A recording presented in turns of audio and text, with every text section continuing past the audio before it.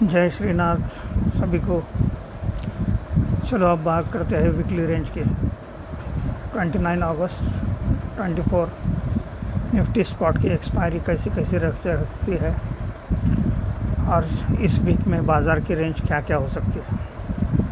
तो इस हफ्ते की बाज़ार की रेंज जो निकल के आ गई है निफ्टी स्पॉट की लेवल्स वो 24,350 से लेके 25,300 तक की है।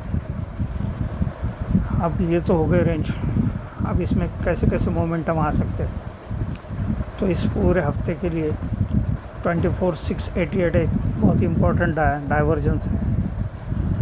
ये डाइवर्जन 24,688 के ऊपर जब तक मार्केट है तब तक इसकी पूरी संभावना बनेगी कि 24,000 25,300 25,000 25,200 300 के पास जाने के।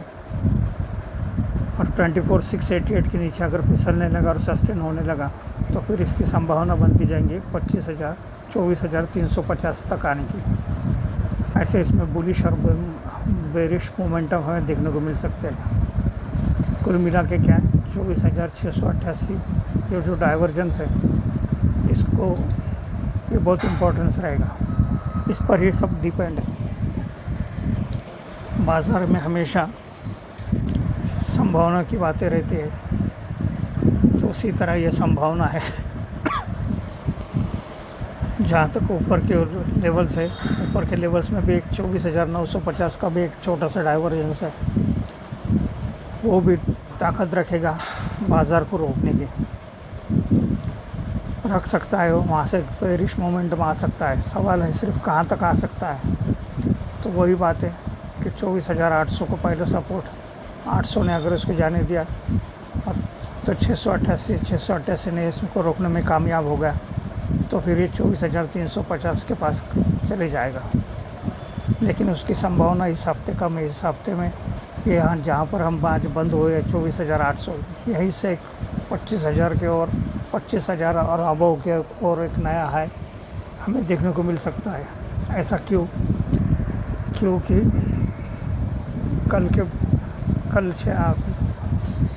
कल फेड चेयरमैन का जो स्पीच था उसमें उन्होंने एक बात कही। क्या कहा फेड चेयरमैन ने कि वो वक्त आ गया है कि हमें अब पॉलिसी चेंज करना चाहिए। इसका मतलब क्या है सितंबर में रेट कट आ सकता है और इसी वजह से कल अमेरिका बाज़ार लगभग 400 साढ़े 400 पॉइंट ऊपर जाकर बंद हुआ। 1 से 1.5% की उसमें तेज़ी हुई और बाकी नैस्डैक वगैरह लगभग सभी ग्लोबल बाज़ार में कल तेज़ी देखने को मिली। तो मंडे को मार्केट ये खुलेगा ही शायद 950 के ऊपर 24,950 के लेवल के पास ही खुलेगा। वहाँ पर अगर टिक गया और सस्टेन होने लगा उस लेवल का तो ऊपर के लेवल देखने को मिल सकते हैं। कल 25,300 वगैरह नहीं देखने को मिल सकता है पर जो गोल्डन फिगर है 25,050 25,013 ये तो भी एटलीस्ट हमें देखने को मिल सकते हैं। ये सारी संभावना की बात है। देखते हैं कल मार्केट कैसा कैसा रिएक्ट करता है। हमारे हाथ में क्या है फांसे अपने हाथ में दाव ना अपने हाथ। हमारे हाथ में सिर्फ फांसे रहते हैं दाव नहीं। एक्चुअली बाज़ार 3 सेंटिमेंटल पे है। बाज़ार में हमेशा 3 सेंटिमेंट का 3 चीज़ें काम में आती है। कौन सी? एक फंडामेंटल, दूसरा सेंटिमेंटल और तीसरा लिक्विडिटी। अगर फंडामेंटल की बात करें तो ग्लोबल बाज़ार में इकोनॉमी सही नहीं है। इकोनॉमी की बहुत धज्जियाँ उड़ी हुई। जहाँ तक भारतीय बाज़ार की बात है तो इकोनॉमी स्ट्रांग है। लिक्विडिटी की बात करते हैं तो इंडियन इन्वेस्टर ने एफआईआईज़ और डीआईज़ को दोनों को पीछे खदेड़ दिया क्योंकि वही मार्केट पलटा रहे हैं एक्चुअली और मार्केट को रोक रहे हैं। काफ़ी पैसे का बहाव है मार्केट में। हर म्यूचुअल फंड के पास जितना उनका एयूएम है उसके 10-15% कैश इन हैंड है। इसका मतलब काफ़ी पैसा है, पैसों की कोई कमी नहीं। इसलिए हमारे बाज़ार में ऐसे कोई ख़तरा फ़िलहाल तो भी नहीं दिखाई दे रहा। जहाँ तक फंडामेंटल की बात करते हैं तो फंडामेंटली में इकोनॉमी भी स्ट्रांग है अपनी। लेकिन एक चीज़ है कि जो भी शेयर्स अभी ट्रेड कर रहे हैं और हर एक के पोर्टफोलियो में है, वो अबव 30 पी रेशो के ऊपर है। मतलब हर एक शेयर्स का पी रेशो 30 के ऊपर जा चुका है। मतलब क्या है कि दाम बहुत महंगे पड़े हैं वैल्यूएशन के हिसाब से। अगर किसी को इन्वेस्टमेंट करना है और अच्छा इन्वेस्टर है वो, तो वो अपना हाथ रोक सकता है, क्योंकि बहुत महंगे दाम में उसको वो चीज़ मिल रही है। बस यही एक छोटी सी अड़चन है, बाकी दूसरा कोई नहीं। बाकी लिक्विडिटी और इकोनॉमी में इंडिया में कोई प्रॉब्लम नहीं है, इंडियन मार्केट में।